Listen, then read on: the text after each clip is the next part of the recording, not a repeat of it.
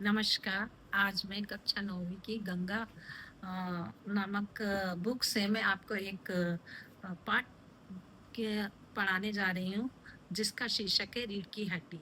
यह जगदीश चंद्र माथुर की एक एकांकी है, जो विवाह जैसी गंभीर समस्या और हमारे समाज में जो रूढ़िवादिता है, उसको प्रहार करती है।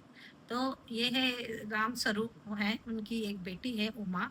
वो अपनी बेटी के विवाह के लिए बहुत चिंतित हैं। वो चाहते हैं कि अच्छे से अच्छे मेरी बेटी के लिए वर मिले, और वह जो भी व्यक्ति उनकी बेटी को देखने आता है, उनका बहुत आवभगत करते हैं, और वे वर पक्ष को हमेशा संतुष्ट करने की कोशिश करते हैं। इसी को लेकर एक दिन गोपाल प्रसाद के बेटे शंकर का विवाह प्रस्ताव उनकी बेटी के लिए आता है।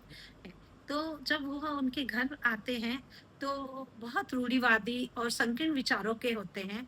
तो वो जब उमा पानी लेकर आती है, ये लेकर आती है, तो उससे उनके बारे में बहुत सारे प्रश्न करते हैं कि आप कहाँ पढ़ते हो, क्या करते हो? ये तो जनरल क्वेश्चंस थे।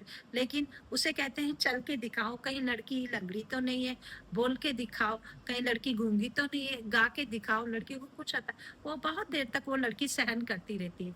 जबकि उसके अपोजिट जो उनका बेटा था शंकर, वह बिल्कुल भी चरित्रहीन था। और उसके बारे में उमा को पता था, उसने कई बार देखा उस गोपाल प्रसाद के बेटे शंकर को। तो जब वो देखती है, बहुत देर तक उनकी बातों को सहन करती है, लेकिन जब उससे बहुत नहीं सहा जाता, वो खड़ी हो जाती है और कहती है कि एक लड़की कोई कुर्सी मेज नहीं है। आप यहाँ लड़की देखने आए हैं, कुर्सी मेज का भाव ताव नहीं करना है। आपको पसंद आई तो खरीद ली, नहीं आई तो नहीं खरीदी।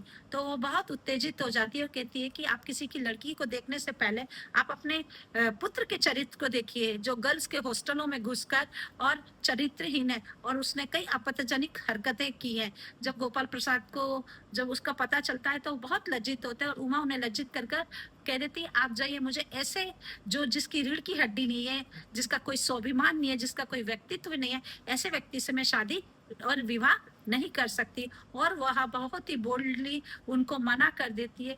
तो यह एक जटिल समस्या है हमारे समाज में, जिसमें उमा जैसी लड़की का भागीदारी होना बहुत जरूरी है। उसने अपने भाग्य और अपने करियर को चुना, और उसने समाज की रूढ़ितावादी के आगे झुकी नहीं, और उसके आगे एक एक्शंस लिया, और उसने बोल्डली उन लोगों को मना किया। उसने कहा कि हर व्यक्ति जो रीढ़ की हड्डी नहीं है, जो चरित्रहीन है, ऐसे व्यक्ति से किसी भी लड़की का विवाह नहीं किया जाना चाहिए। और वो आज हर लड़कियों के लिए एक मिसाल है। तो मैं हर उस इस लड़कियों से प्रार्थना करना चाहती हूँ कि आप सबसे पहले चरित्रहीन और जो व्यक्ति हैं, उनसे दूर रहिए, और एक लड़की को कोई मेज कुर्सी ना समझे, उनकी भावनाओं पे किसी प्रकार की ठेस ना लगे।